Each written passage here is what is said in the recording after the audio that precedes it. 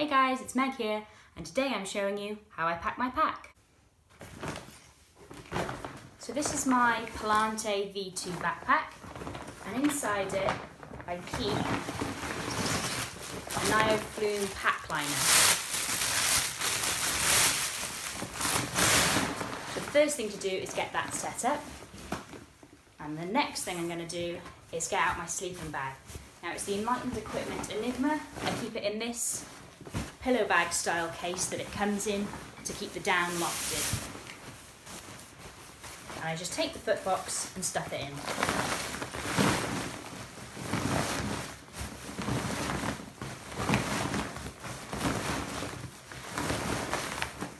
Press it right down.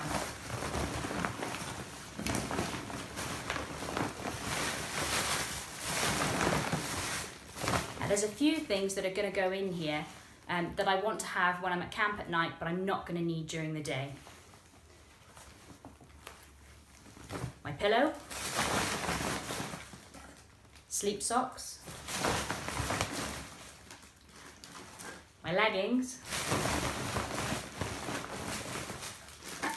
toiletries and first aid,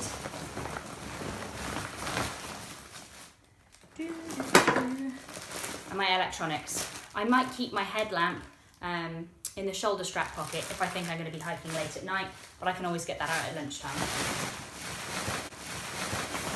Now the electronics I put closer to my back because they're a heavier item.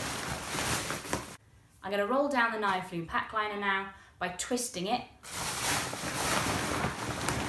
compressing,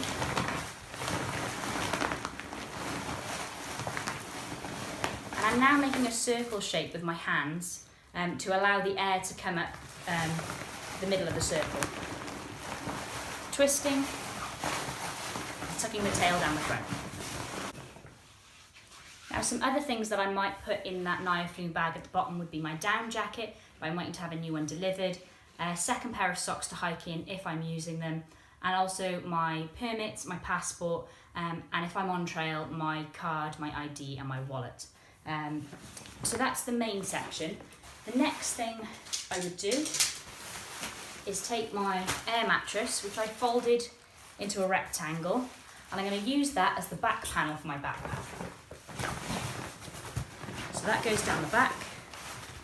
Sometimes I put this in before the sleeping bag, sometimes after. It doesn't really matter, as long as it's positioned nicely.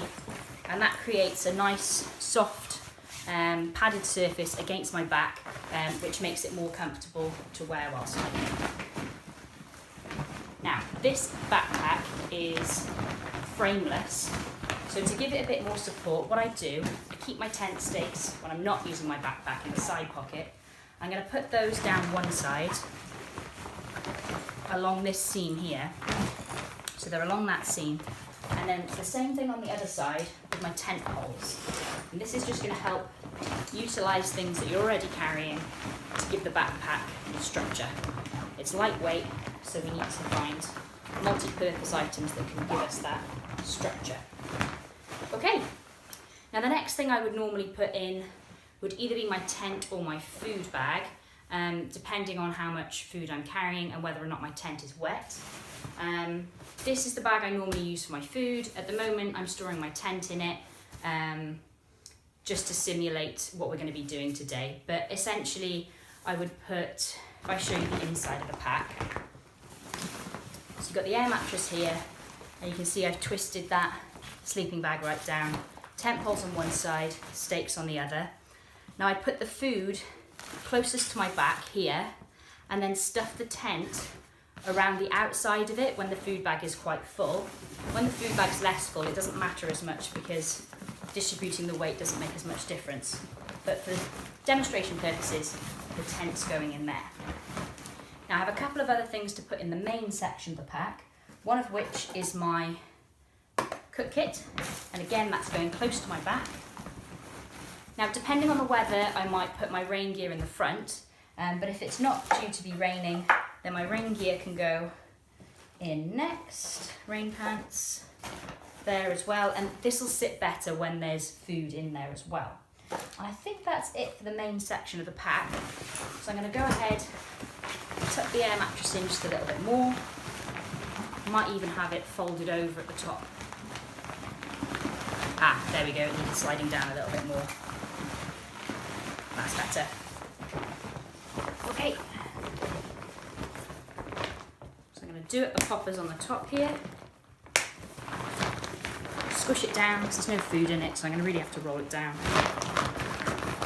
It might not even roll down. It will roll down further than that, but the tent poles are right here, so it won't go any further than that. Do up the clip. Ooh. And the strap on the top.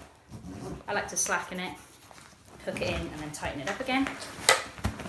Hopefully you can see there that that's all nice and cinched down. I like to tuck this tail in. I don't know why. Just feel like it's tidy.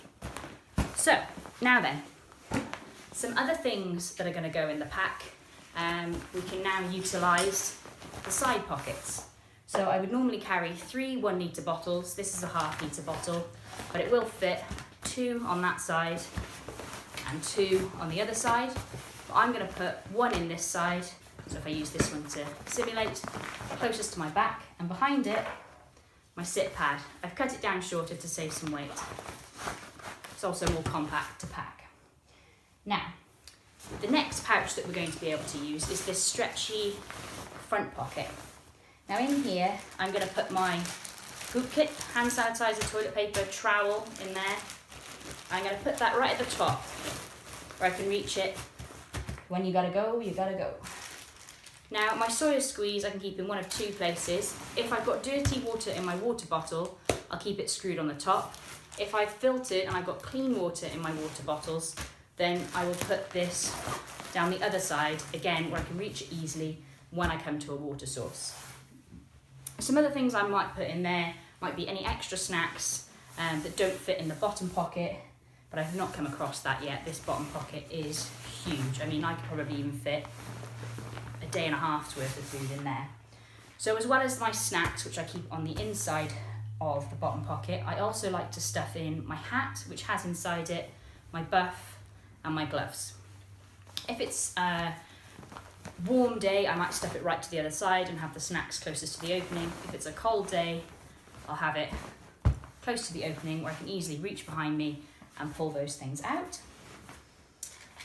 So I'm either wearing my cap or I'm wearing my beanie, but whichever one I'm not wearing goes in that bottom pocket.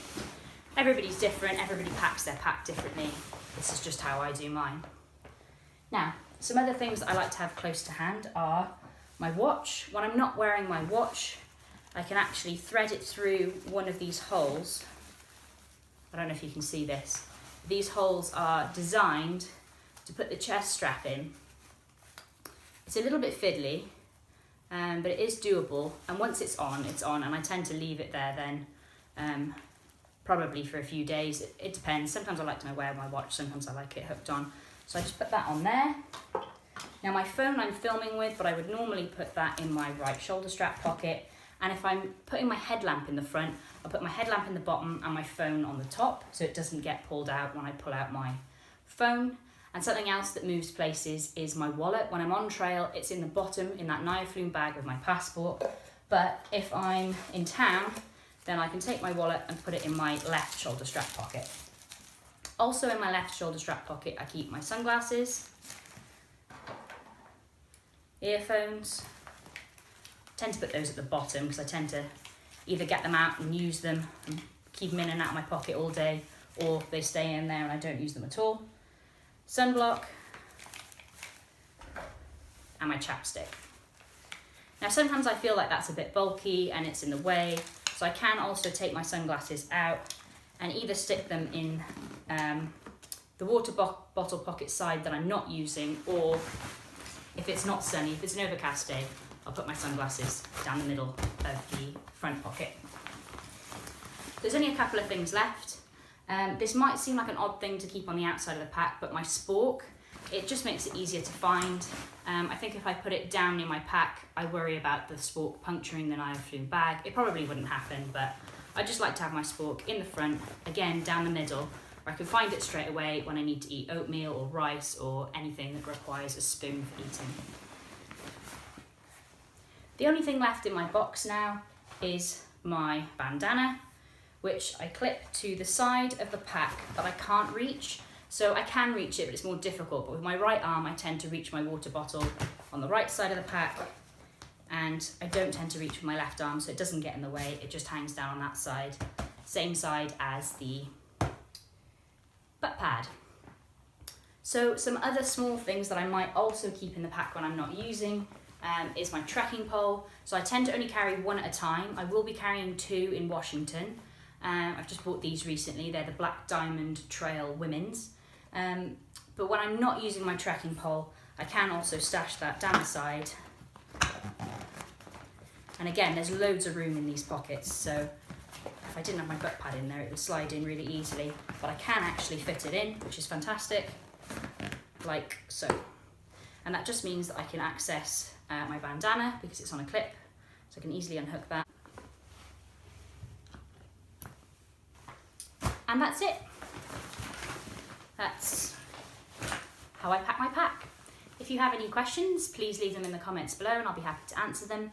If you have any suggestions for me, leave those in the comments too. Like if you liked and subscribe for more videos.